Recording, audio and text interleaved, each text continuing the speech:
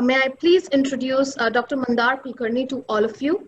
After completing his PhD from Purdue and fellowship from Yale, respectively, Dr. Kulkarni managed business as a senior scientist at MZ Diagnostics, obtained an NIH SBIR grant as a PI, and was awarded a Young Scientist Award by the FSG.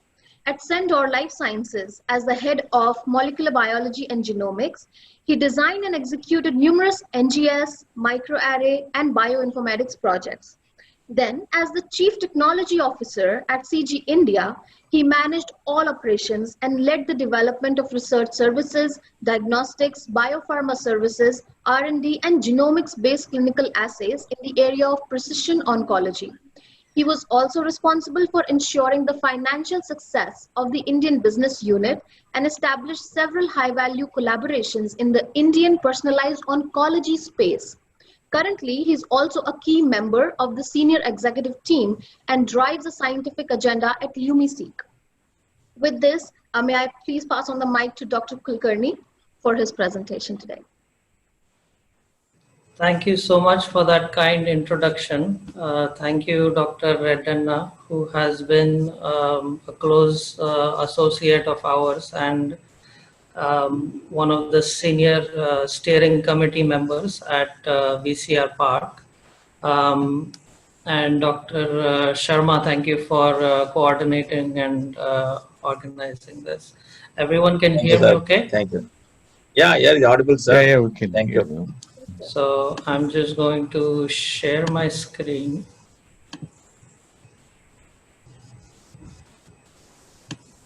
I presume everyone can see.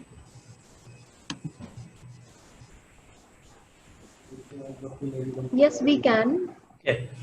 Good morning, everyone. Like you must have gathered from my profile and what Dr. Nidhi referred to, most of or all of my experience actually is rooted in oncology.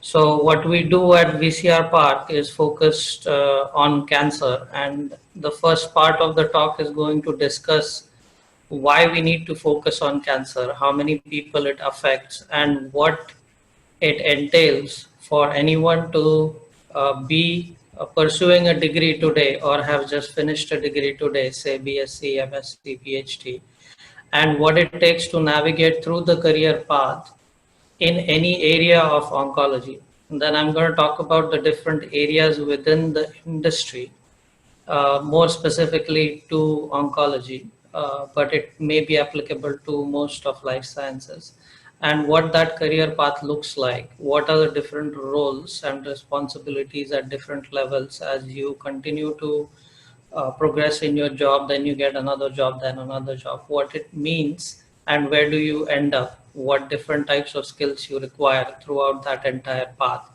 And then I'm going to be discussing two specific programs that are instituted at VCR Park. These have been designed specifically to address those career paths in two different tracks. One is more of a clinical pathology track, and the other is more of a scientist management track. And I'm going to talk about both of those.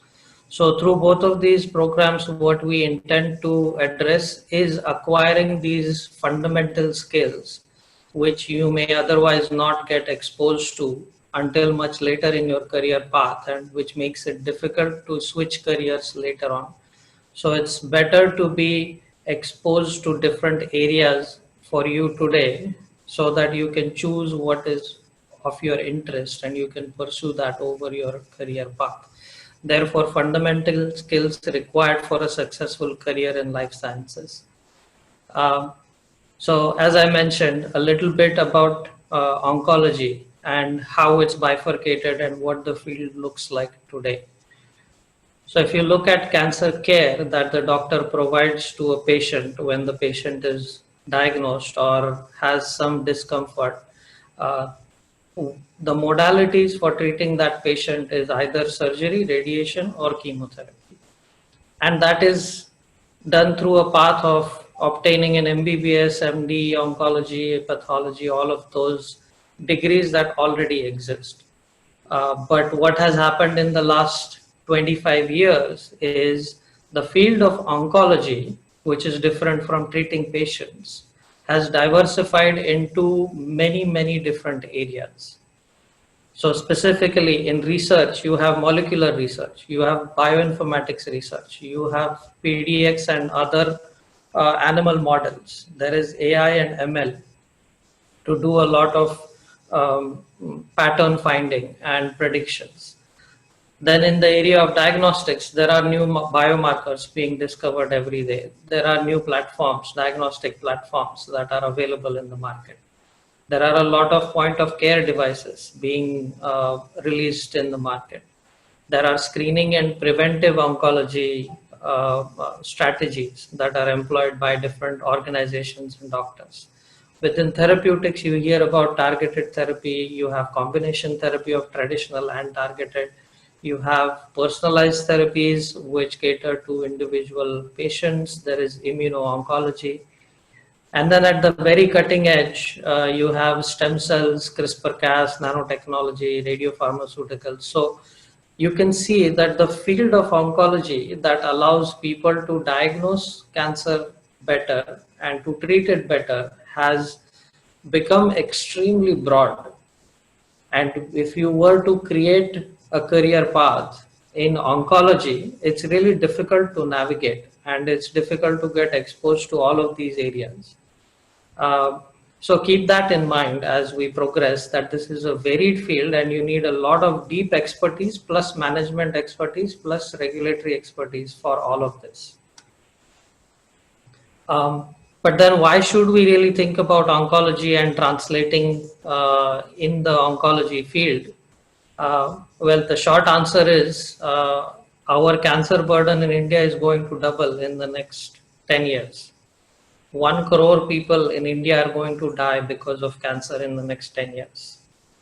And if you compare the Western landscape of the ability to train cancer patients, they have a lot more solutions available to them.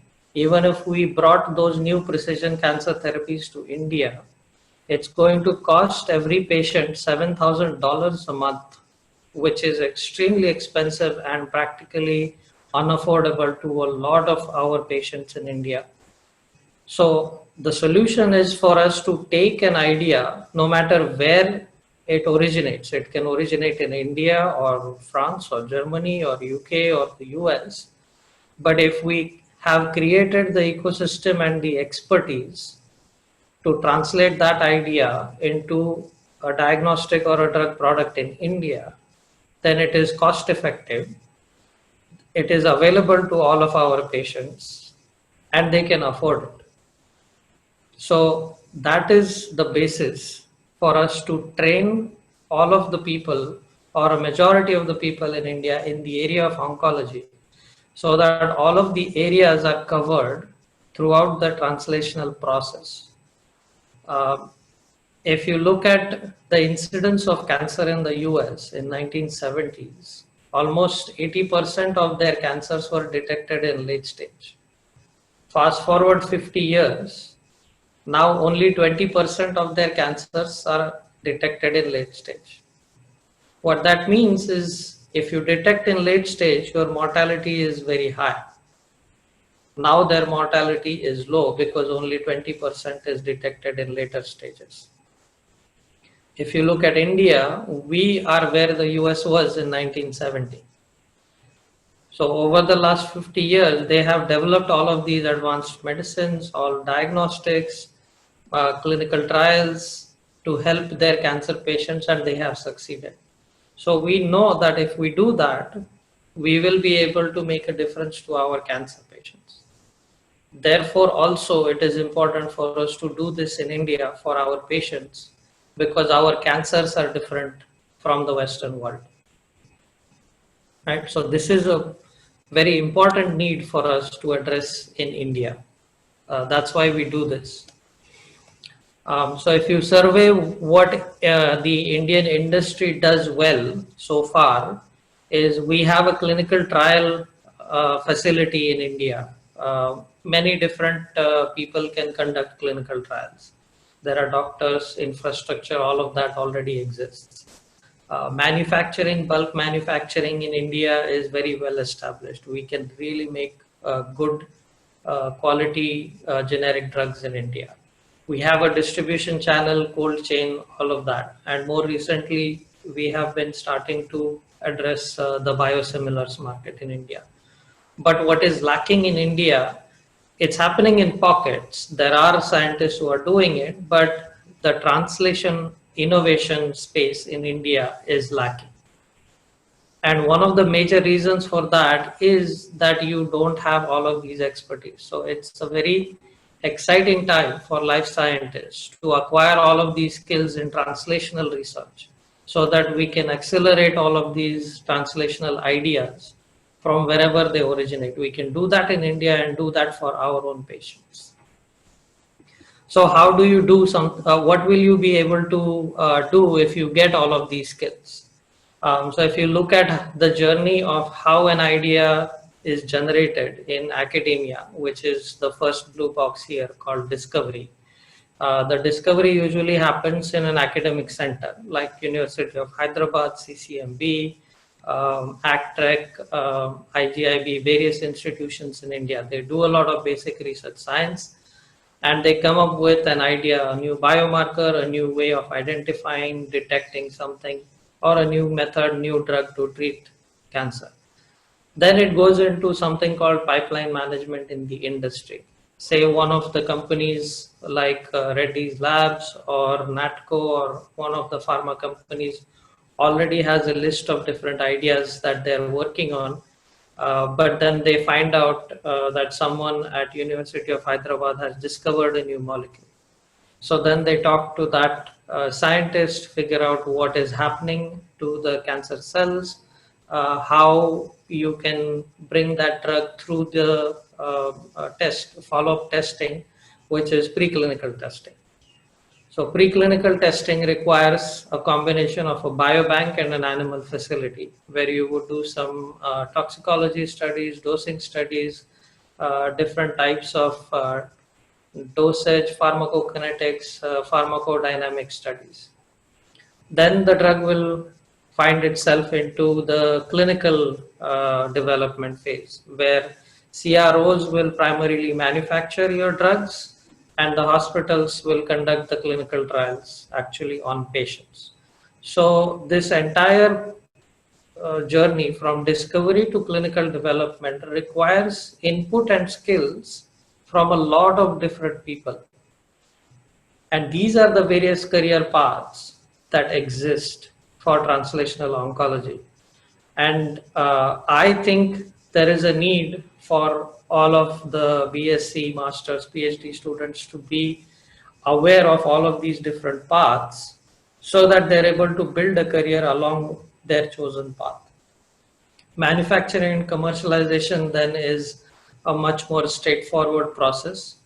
But then on the right, you can see that there are many, many different companies and the process from going academic R&D all the way to FDA approval or diagnostics approval, there is a myriad of different things that need to happen. There is venture capital, there is intellectual property, there is regulatory affairs, clinical validation, many, many different things need to happen throughout this entire process. So what are the different roles that you have? What are the career choices? You can have any life science degree today, but once you enter the workforce, you can see a whole list of, you can eventually become part of senior management. You can be a middle management or a project manager for a long time, which requires different set of skills. Regulatory affairs means that you have to be aware of not just Indian regulatory affairs, which is given by DCGI and CDSCO, but also FDA, EMA, European, then Singapore, Australia. There are different kinds of regulatory bodies across all of these different geographies of the world. So you can become a regulatory expert to understand all of those and then advise the drug companies or diagnostics companies based on where they want to release their product. to meet the regulatory requirements. Then there is quality affairs, which looks at the internal processes of each one of these companies. You could be a startup, you could be a big pharma company, you could be a genomic service provider, you could be biobank, you could be an animal provider. Each one of these companies has their own business, which needs to go through a quality process and accreditation. Quality matters because unless you produce quality data throughout the entire journey, so quality of the idea is one thing, but the quality of the process also matters. Unless you conduct your process at the highest quality, you will have negative effects on the patients. So instead of helping the patients, you will be killing the patient, which is worse. Therefore, quality at each and every step is absolutely important. And there are quality standards set by different institutions across the world for each process. So you could become a quality expert. Or you could choose, if science is your passion, then you could become a scientist in academia who is generating the ideas, or become a scientist in industry where there is less of discovery R&D, but more of validation, other types of R&D activities that are required in industry. So there is, for an academic scientist, you would have to be much more curious and academic in your pursuit of finding out a specific process or specific signaling molecule or a specific mechanism of action in the cells, while in industry you're trying to make sure that your drug treatments, your biomarkers are validated and widely present across many different patients. It is clinically relevant. All of those things come into picture in industry. Then there is operations. So if you look at all of these different examples of companies that I gave, the internal operations of all of these different types of companies differ very, very widely. What operations a biobank has is very, very different from what an animal breeding center and a provider has, which is very different from what a big pharma company has, different from what a CRO has. So operationally, every company is very different from each other, and you require different types of skills to build a career in those different types of companies as well. Then the IP and legal is another track where when the idea gets originated in academia, the owner of that intellectual property is the scientist who discovered that molecule or that biomarker. So the ability to detect it or treat patients using that molecule or that biomarker, that intellectual property belongs to the scientist. But then industry needs to get access to that so that it can develop a diagnostic product or a drug that can be released in the market. And this transfer of intellectual property from a scientist to industry is what is typically governed by intellectual property and legal aspects of protecting that intellectual property. So you could become an IP expert in the technology space or drug discovery space or diagnostic space. Then there is accounting and finance. The biotech industry in general has different, let's say, capital expenditure requirements, longer gestation periods. So although the basic accounting principles are universal in different companies, the expectations, the projections, financial projections, all of that changes from industry to industry. So that is another track you could pursue. Or if you are the owner of the IP and you feel very passionately about taking that idea all the way through the process of creating a product, you could be an entrepreneur yourself. So entrepreneurship seems very attractive. There are risks associated with entrepreneurship. But then there are also these many different types of jobs and tracks that you can follow if you're not necessarily passionate about becoming an entrepreneur. And that is uh, VCR Park's courses are geared towards helping you get exposed to the basic skills required, at least for you to understand uh, to a certain level what it entails to get into each one of these tracks. Um, the two programs that I was mentioning at VCR Park are called the Ascend program and the Fellowship in Molecular Pathology. So the Ascend is an executive graduate program which prepares life science professionals for high impact careers. So most of you on the call today, I presume is a fresh graduate. Is that appropriate assumption, Dr. Nidhi? Yes, sir. Absolutely. Okay. Sir, unmute, sir. Yeah. Dana, Professor. sir. Dana, sir, unmute, sir. Nidhi could answer. Yeah, she did. Yeah, thanks. Thanks, Dr. Nidhi. So at the BSc or graduate or master's level, this program will help you get exposed to almost all of those areas that I mentioned on the previous slide.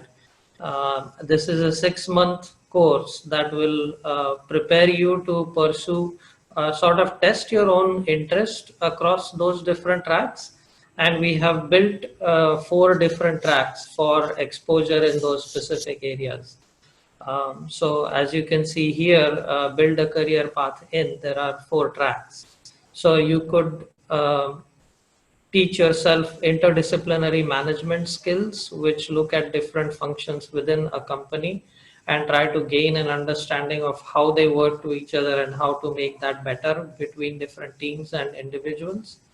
Uh, Second track is genomics and bioinformatics, which takes an in-depth look at including hands-on training on next-generation sequencing, a few applications of that in the lab, and also teaches you how to treat that data right from raw data to biological interpretation of that data.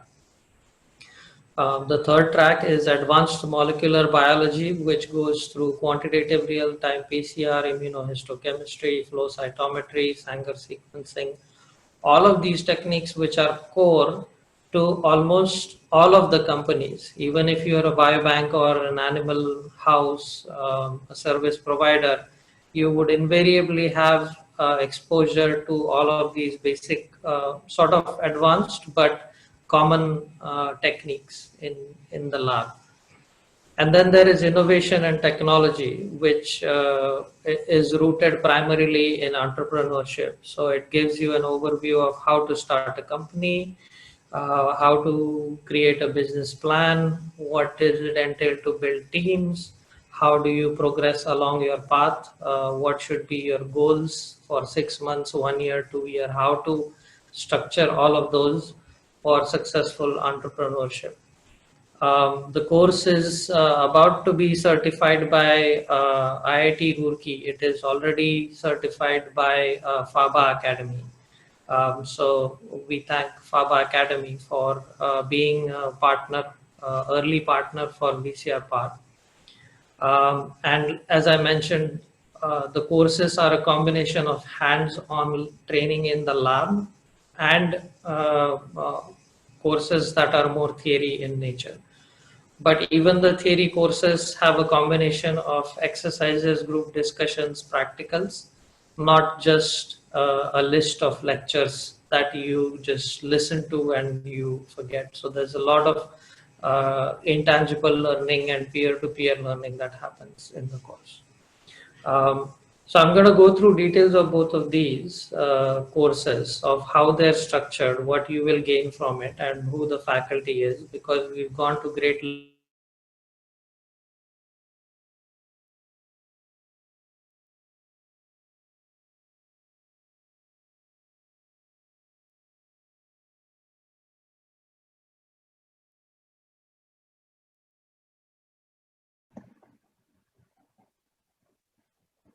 I think So Dr. Mandar, not audible.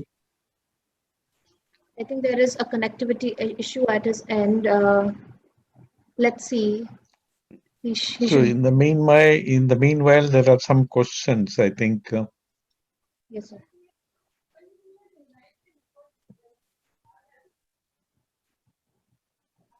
There is this question about what could be the major cause for cancer in India. I think that is mainly in terms of so tobacco, Yeah. smoking is major cause, and in case of the females, Mandar, are you able to? Maybe you have to unmute. I think I got disconnected for a bit. Okay. Maybe Yeah, you can sorry. continue. There are a couple of questions. I think maybe you would.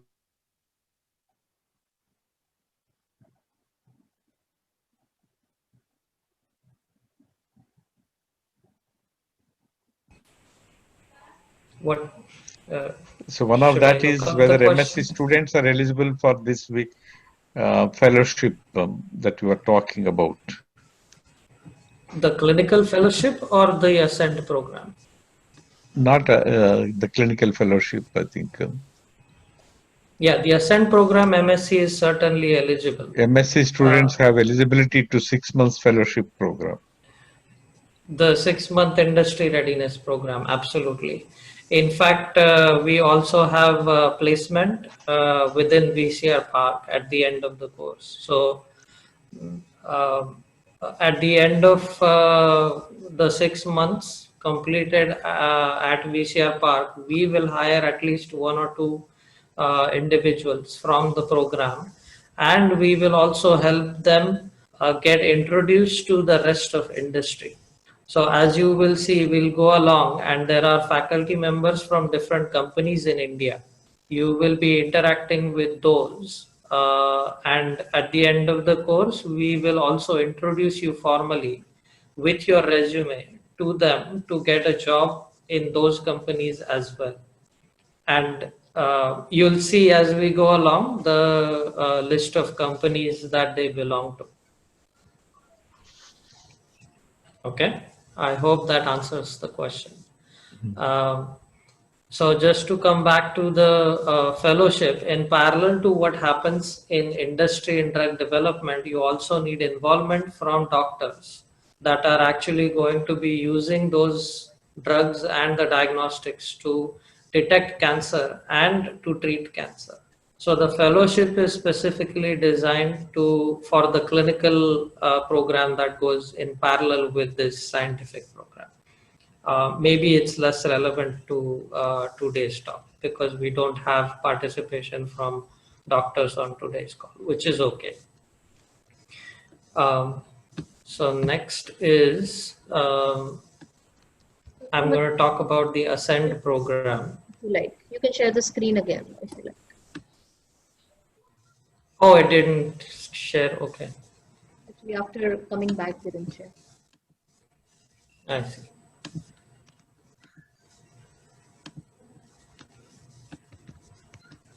Yes, sir. Okay. Yeah. Yeah. So through this program, what you will be able to do is either become a manager by going through the project management and hands-on lab skills, because you'll have a better understanding of how the lab works, and you also have some project management skills. You can gain some hands-on technical experience in the lab if you want to pursue a more lab-based career. You can add some management skills to your portfolio.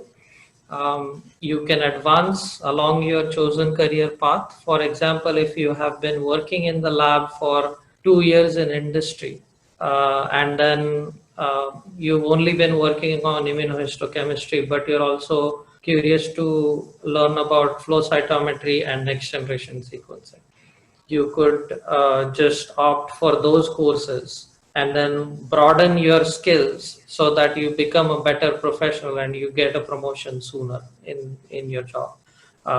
You can, if you've been in industry for 3 years or in the quality department, you can then come to the quality course and enhance your skills to become an expert in quality. You can get exposed to more global quality principles, more global processes, or you could go deeper in one sub area of whatever your current responsibility is. You could just boost your profile by learning the trending skills, because we look at the generation of PDX models, which is an advanced course, primary cell culture, CRISPR-Cas9 technology. So there are cutting edge courses also included as an elective in this course, which are the currently trending skills. We all know that the job market is very cutthroat and doesn't pay that well, especially when you're starting out. So we think that these courses will position you to get a better job up front and then continue to progress faster along your career path. Like I mentioned, the program is certified by FABA Academy first, and more recently IIT Roorkee, about to sign that MOU shortly. So you can become a champion of your own career path, whatever you want to choose. These are now details about the Ascend course. You will be able to learn directly from 5 scientists belonging to academic institutes, not just in India, but across the world. We have non-academic life science leaders who have a lot of experience in industry. 15 of the faculty members belong to universities and organizations, and 9 of them are entrepreneurs. So these are overlapping numbers, by the way. But what, again, I guess it's a little bit repetitive at the bottom, but it says you can become a high caliber professional in life sciences. You will learn from professionals and leaders. You will be able to create your own path or go deeper in one area, learn cutting edge technologies and methods, and it will uniquely place you in a different bucket of people who are seeking jobs. So the structure of the course is it will last for a total of 26 weeks. And like I mentioned, there are 4 tracks, and these are the details of all of those tracks. What happens is the project management course is mandatory for everyone when you register. And then each track is a combination of 3 different courses. For example, the interdisciplinary management contains drug discovery and development, novel diagnostics and development, and how to conduct clinical research and clinical trials. So this will expose you to different areas required for drug discovery, diagnostics, and clinical trials.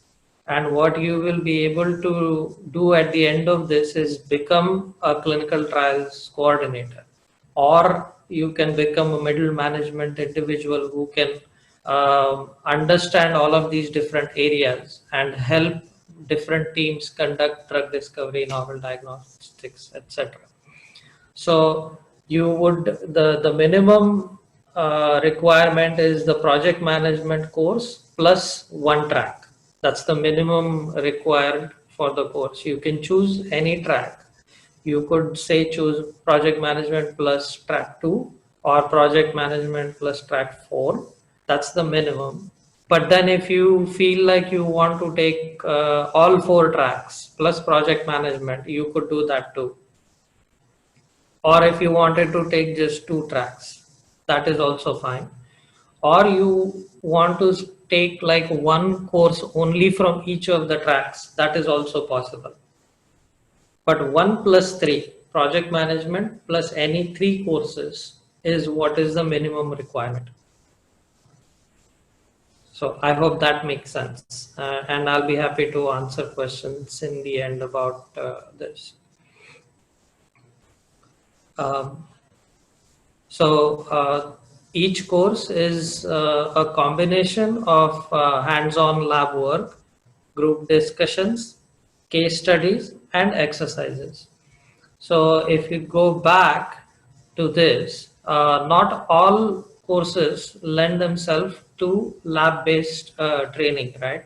So interdisciplinary management and innovation and technology, track 1 and track 4 are do not have a laboratory component to it. So we then focus on group exercises, group discussions, different types of applications, different types of case studies, all of those discussions happen.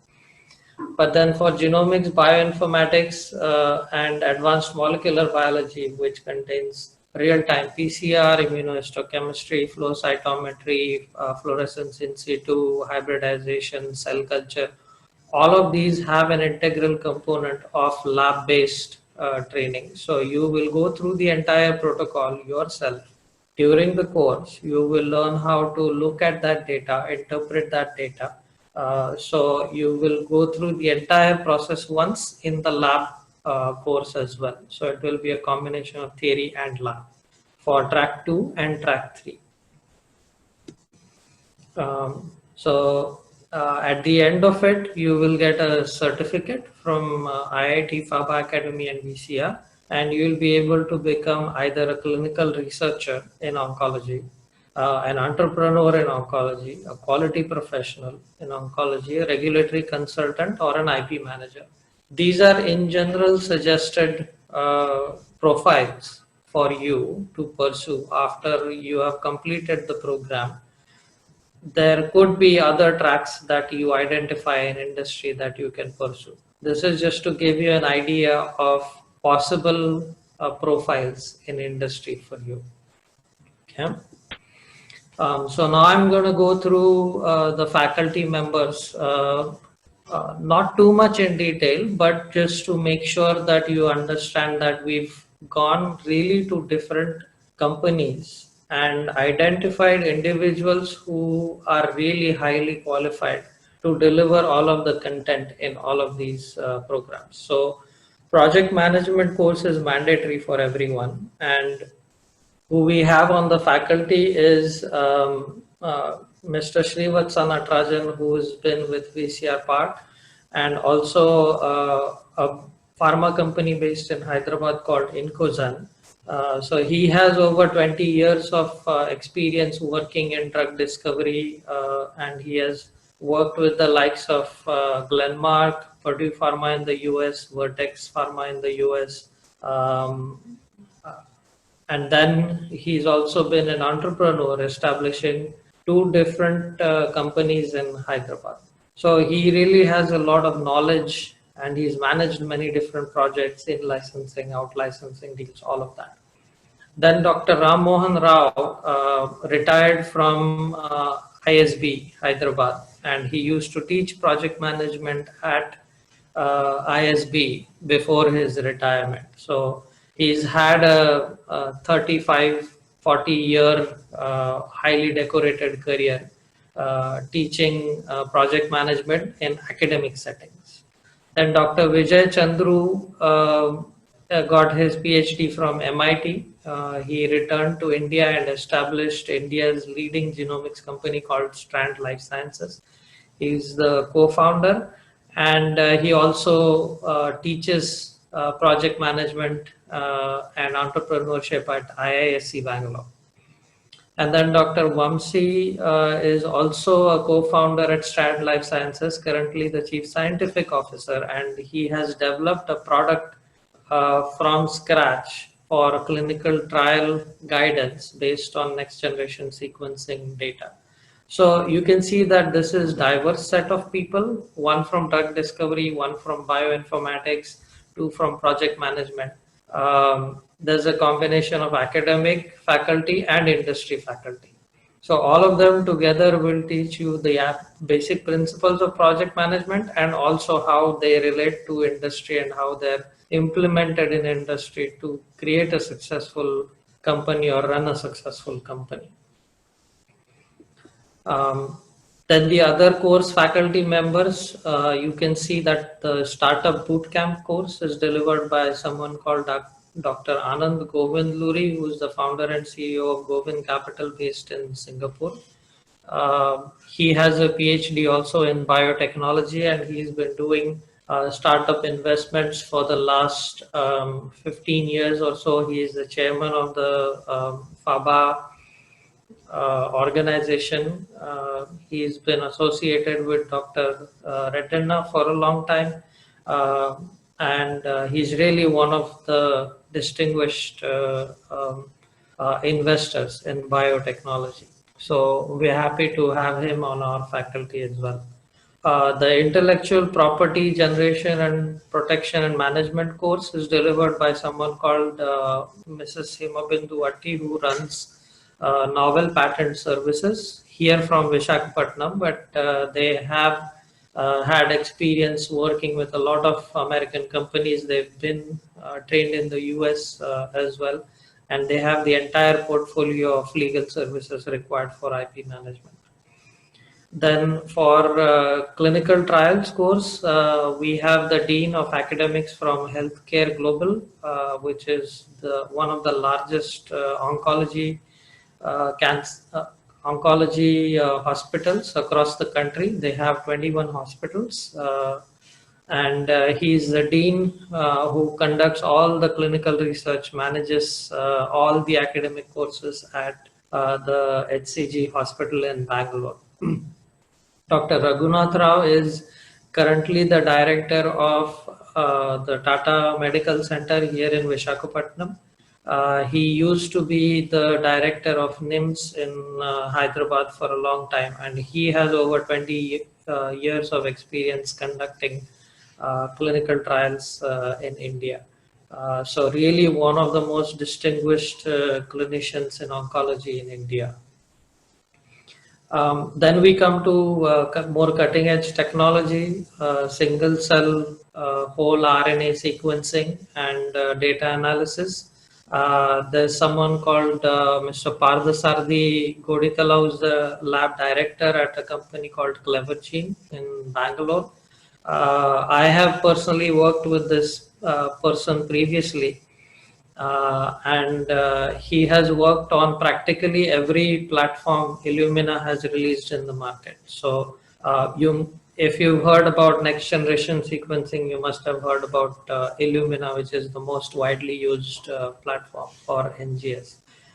So right from their first platform, which was released in 2004, he has worked on practically every one of those, delivering whole genome sequencing, whole exome sequencing, panels, mRNA sequencing. The list is presented under his profile. So he is highly experienced and the lab director right now. And then again, it's Dr. Vamsi, who has experience from the US, returned to India, and has developed a whole portfolio of bioinformatics services at Strand. Then exome and RNA sequencing is again given by Pardasarthi. For bioinformatic analysis for exome and RNA-seq and microbiome, we've added another faculty from Bangalore. He's a scientist at the Institute of Biotechnology and Applied Bioinformatics in Bangalore. Senior member of the faculty, lot of experience again. For the lab-based PCR, RT-PCR and Sanger sequencing, we have Shravan Kumar, who is our own senior lab manager at the facility here in Vizag. He spent 20 years in industry working at CROs, drug discovery companies, worked at Ranbaxy, Lupin, GVK, Biosciences, and he manages all of the instruments that we have in-house, which is all of these RT-PCR, immunohistochemistry, FISH, NGS. So all of these instruments are available in our lab in Visakhapatnam, and that is where all the hands-on training will happen.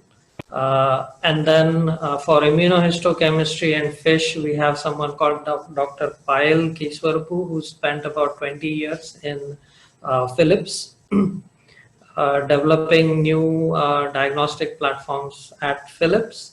And then more recently, she co-founded Westchester Knowledge Works, which is a data analytics company taking into consideration data that's generated from a lot of pathology platforms like immunohistochemistry, FISH, Sanger, RT-PCR, and combine that with next generation sequencing to make better interpretations for patients. So you can diagnose patients earlier, better, to make sure that they are clinically managed in a better manner. Then the drug discovery course is given by Mr. Srivatsa, who I already mentioned earlier. Novel diagnostics development is a course that is offered by Dr. Radha Rangarajan, who is the founder of Vitas Pharma. She spent time at Stanford University before returning to India. And she's also developed, she works in the infectious disease area, although her expertise are really developing new strategies, new diagnostic strategies, new assay platforms, all of those expertise. And then we have a combination of three faculty members who are going to deliver primary cell culture and PDX model development. Which is a cutting edge course, recent technology. So Dr. Jugnu Jain got her PhD at Cambridge and then worked at Vertex Pharma in the US, returned to India and established Sapien Biosciences, which is the only private biobank in India. Dr. Balaji is a founder and managing director of Hylasco. He spent 20 years in Boston, returned, and he now runs Hylasco, which is Charles River Labs' exclusive partner in India to offer animal models.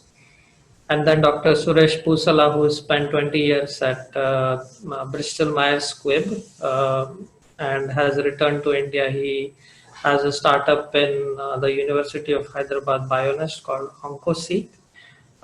And he works on primary cells, 3D cultures, 3D printing.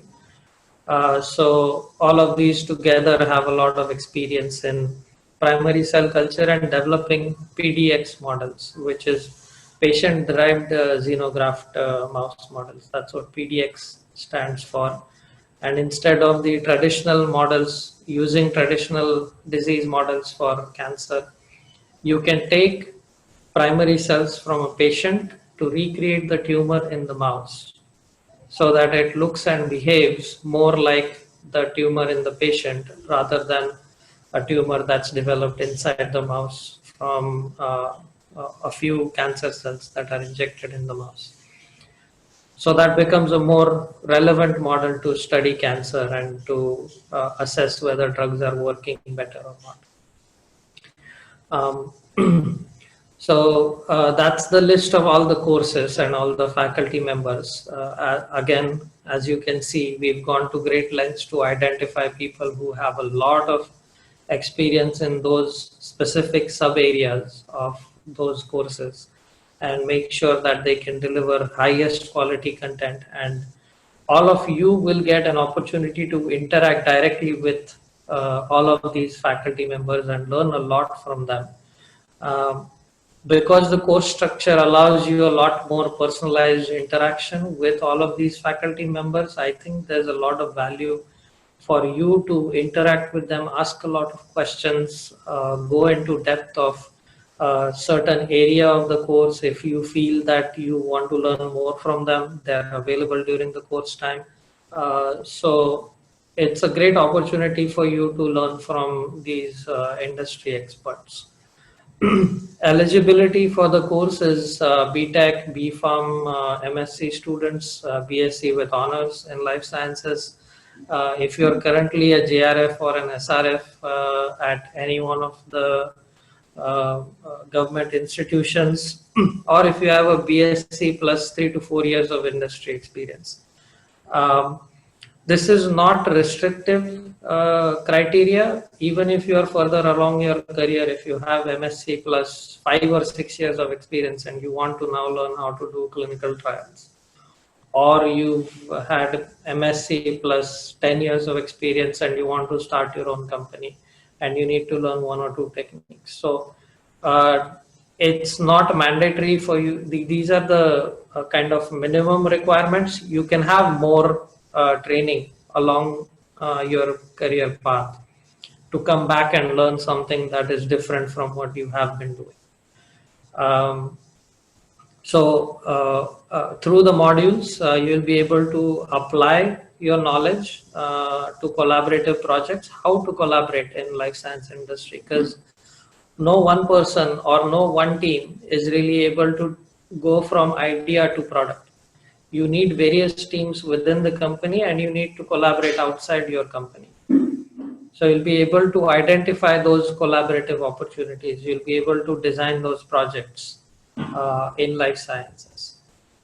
You'll be able to you'll be taught to how to manage multiple projects in parallel. Because as you go along your career path, there will be times when you'll not be working only on one thing. You'll be working on 3 or 4 things in parallel.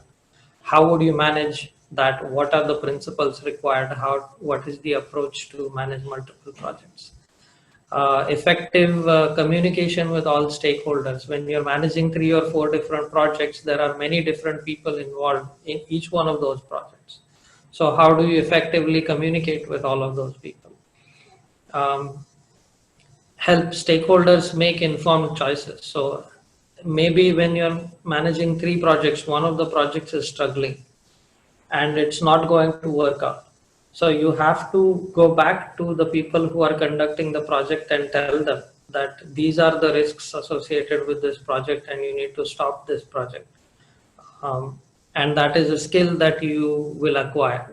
You need to pursue those skills to make progress in your career path. And communicate effectively with all stakeholders, which is already mentioned. The methods for learning during this course, the course material is divided into, classroom lecture based learning. It's group discussions, peer-to-peer learning, and hands-on in each knowledge area. So you'll learn the basic principles for each one of those courses. You will have individual and group exercises to do. You'll do case studies and discuss them and review them with the experts, the faculty members. And you'll also be asked to present the material at the end of the course, what you learned and what would you like to pursue as your career path. So at the end of the course, you will be asked to present all of your work. How to register? This has been quite a bit of information that I gave to you. All of this content and the prospectus is available online. I will also answer your questions at the end of this presentation. But you'll have to review the course content and you'll have to shortlist the 3 minimum courses that you want to choose from the electives. The project management is given. You choose any 3 courses. You then have to review the schedule because the course happens typically on Saturday, Sunday. So you need to make sure that you understand when it's happening in the 6-month period. And then you can register online, fill the required details like your degree, your choice of courses, all of that online, and submit the form and make the payment. You'll be given the email alert with all the confirmations for the project management plus the electives that you choose. And then you will be entered into a group on an online platform where you'll be given all the syllabus, access to each other, whoever is enrolled in that course, and all your course material, webinars, your schedules, instructors, everyone will be added to that online group, and all the information will be available there through the admin. So the presentation then goes on to a discussion of the molecular pathology fellowship. So since it's less relevant, I'm going to go through this very, very quickly and kind of skip through a lot of material. But I'm just going to let you guys know that this fellowship is specifically geared towards the clinical aspects of translational oncology. So the path that goes from idea to product has to have a parallel track of clinical aspects, including pathology. So this is a 6-month fellowship that runs in parallel with the Ascend program. This one is much smaller than the Ascend program in terms of participants because there's a lot of individual attention, and it requires your MBBS postgraduate PhD in molecular genetics or an MD for qualified doctors, etc. This course is given in combination with a hospital because there are a lot of clinical aspects. The participants shadow existing clinicians, radiation oncologist, medical oncologist, and surgical oncologist throughout the 6 months on and off. And then the lab part, pathology part is given at VCR Park because we have the advanced pathology lab in-house at VCR Park. So you get clinical exposure at the hospital and you get advanced molecular pathology training at VCR Park. The path of translational oncology again starts with understanding what clinical trials are and then the various aspects of clinical trials. You will be able to understand data analytics, ethics in clinical trials, N of 1 clinical trials, because in personalized oncology, you have sometimes only one patient. That is your entire data set. There are much less controls. So it's these are clinical aspects of translational oncology, and each individual will also have a translational project that is conducted at VCR Park in parallel. So these are the course details. Typical schedule for this course will begin with a review of genetics and molecular biology, pathology, then hands-on for a good 5-6 weeks at VCR Park, NGS, bioinformatics, then clinical interpretation, clinical trials, regulatory affairs, review, assignment, and then defense of whatever their project is. Again, we've gone to great lengths to go to faculty from India and the US. Professor Narendra Naidu has been in genetics and molecular biology. Payal Kishwarapu, I already spoke about. Dr. Kishore Bhatia and Dr. Jagannath Shastri are in the US.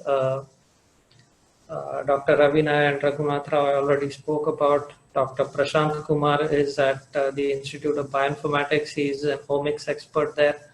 Dr. Vamsi, I spoke about. Dr. Govind Babu, Kumar Prabhas, Dr. Sanchawla, and Dr. Shevanti Limay are clinicians, oncologists at Tata Memorial, HCG, Kokila-ben Dhirubhai Ambani, and Dr. Sanchawla is in the US. So that's the clinical faculty associated with this program. In the end, I want to say that you can build a fulfilling career by in addressing the most pressing health need of the next decade. Like I said, over 1 crore people are going to die in the next 10 years because of cancer, and you can become an integral part of this industry starting today. So thank you again, Dr. Nidhi, Dr.